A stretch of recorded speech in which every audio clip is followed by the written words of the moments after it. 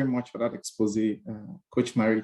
You kind of dwelt on everything I had written down about what I had in mind about how to refine our thoughts. The scriptures I wrote, 2 Corinthians 10, you just dwelt on it, casting down every imagination. So you've really picked on every point. I think that what I like to do is, because you've said it already, what I like to do is to give context to it. Because going back to your analogy of the computer, there are two kinds of problems practically. Well, basically, there are two kinds of problems that we have with our minds. The first one can be, if you going back to the analogy of a computer, think of it as a computer that have, say, Windows computer that with a Windows operating system. If a virus comes in and corrupts the Windows operating system, then what we have to do is to take out that operating system and reinstall a new one. In theological context, it is called being born again. And I like the fact that you said you go to God, that you've had a transformation about 12 years ago. So you are speaking to that place where nothing is working. You realize that, look, you are just running in the wrong direction. There's no way. There's no fixing.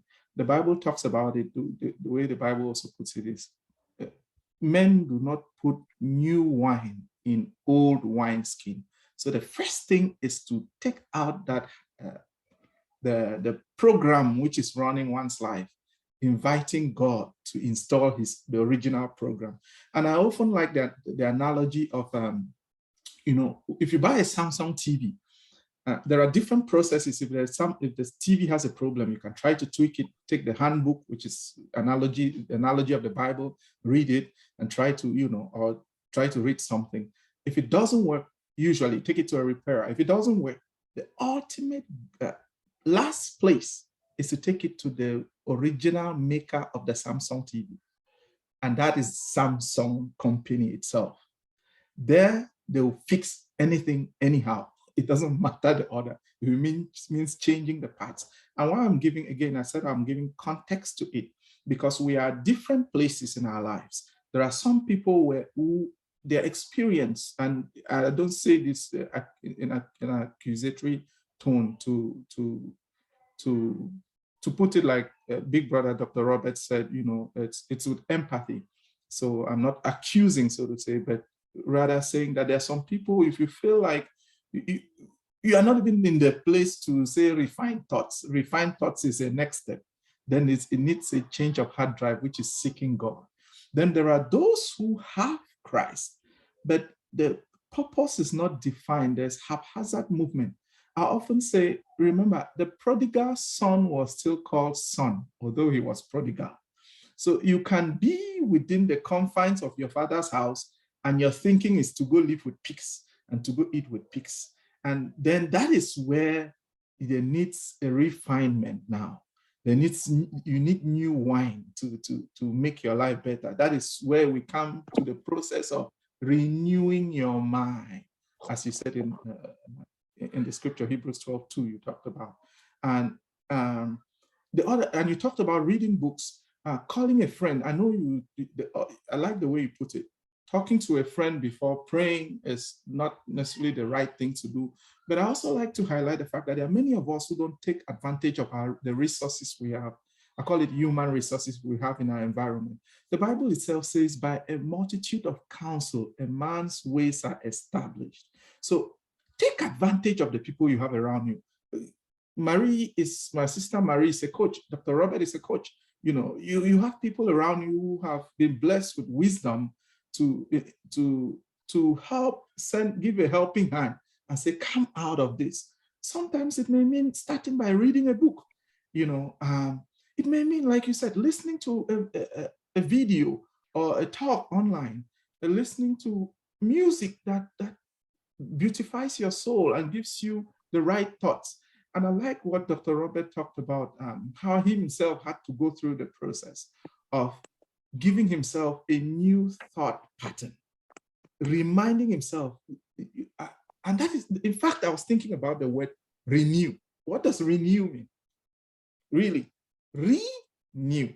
So there's first of all something in it then you have to take it out and bring in a new. And that is what renewing your mind, renewing our thoughts refers to. Someone said the illiterate of the 21st century is not somebody who cannot read or write, but somebody who cannot learn, unlearn, and relearn.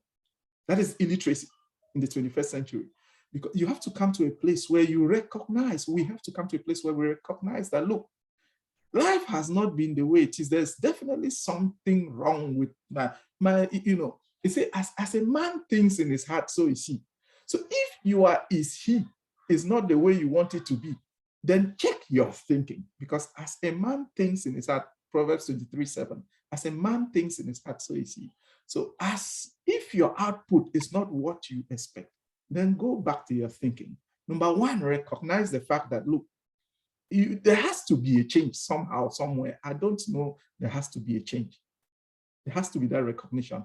Number two, then you start looking for ways to pursue the recognition, to pursue the change that you want. What can you do to have what you want?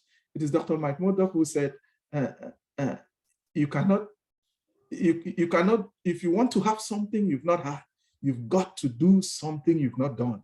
Because there are many of us who do the same thing over and over and expect a different result. They say that is a new definition of madness, to do the same thing over and over and expect a different result. So many of us really, again, I'm just highlighting, you've said it all.